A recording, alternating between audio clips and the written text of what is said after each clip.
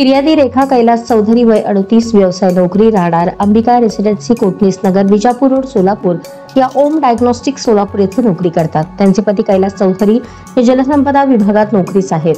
24 September 2025 रोजी घरातील सर्व सदस्य कुलूप लावून सकाळी 10 वाजताच्या सुमारास कामानिमित्ताने बाहेर गेले।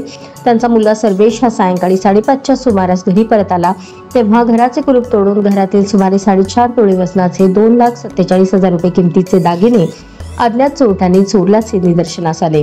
तसेच विशालनगर परिसरात राहणाऱ्या पूनम सतीश वांगी वय 43 व्यवसाय गृहिणी राहणार विशालनगर मेहता स्कूल जवळ सोलापूर या 24/9/2025 रोजी दुपारी 2:30च्या सुमारास कामानिमित्ताने घराला कुलूप लावून बाहेर गेले असता त्यांचे देखील घराचे कुलूप तोडून अज्ञात चोरट्यांनी 22,000 रुपये रोख रक्कम, 6 ग्रॅम वजनाची सोन्याची 2 मंगळसूत्रे, चांदीच्या आरतीचे साहित्य असा सुमारे 1,17,000 रुपये किमतीचा मुद्देमाल चोरून नेला।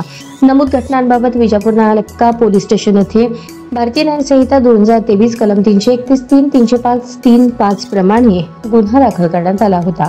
सदर आरोपीचा शोध घेत असताना 30 सप्टेंबर रोजी सहाय्यक पोलीस निरीक्षक शैलेश खेडकर यांना मिळालेल्या बातमीप्रमाणे आरोपी नामे सूर्यकांत उर्फ चिने अनंत माने वय 34 राहणार मोरिया हाऊसिंग सोसायटी चिंचवड पुणे हा पिंपरी चिंचवड पुणे येथे असल्याची माहिती मिळाली। त्याप्रमाणे त्यास पिंपरी चिंचवड येथून अटक करण्यात आली।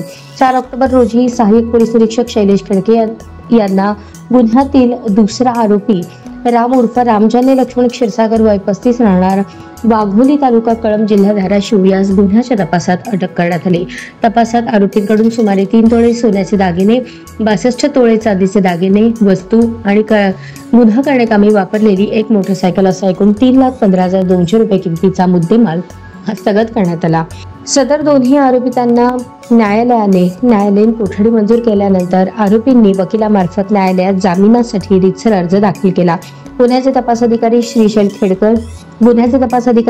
खेडकर, गुन्हे शाखा सोलापूर यांनी आरोपी सूर्यकांत उर्फ चिन्या माने याच्यावर सोलापूर, रायगड, पुणे, पिंपरी चिंचवड येथे यापूर्वी दाखल असलेल्या घरफोडीच्या सुमारे 13 गुन्ह्यांची माहिती संकलित करून न्यायालयात सादर केली।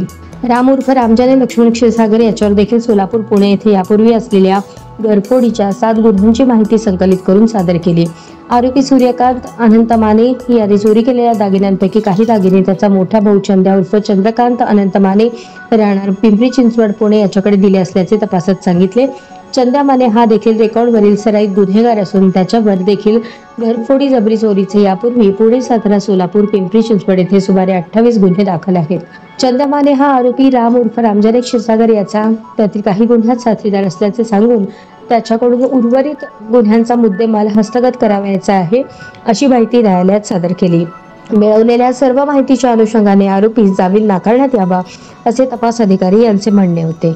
सदर पक्षाच्या वतीने सहाय्यक सरकारी अभियोक्ता ॲडव्होकेट PS मांजरे यांनी आरोपीवर दाखल असलेले गुन्हे यावरून असे दिसते की त्यांच्या वागणुकीत काही एक फरक पडलेला नाही। आरोपी पुन्हा त्याच पद्धतीने गुन्हे करत असल्याचे निदर्शनास आणून दिले। सध्या दिवाळी सण उत्सव असल्याने आरोपी अशाच प्रकारचे गुन्हे करतील। तसेच तपासाधीन प्रस्तुत गुन्ह्यातील उर्वरित मुद्देमाल देखील हस्तगत करण्याची कारवाई पोलिसांकडून चालू असल्याने आरोपी जामीन नामंजूर करावा असे सरकार पक्षाच्या वतीने युक्तिवाद करण्यात आला। सदर युक्तिवाद ग्राह्य धरून प्रथम वर्ग न्यायदंडाधिकारी कोर्ट नंबर 2 दीपक खंखरे यांनी दोन्ही आरोपींचा जामीन अर्ज फेटाळला।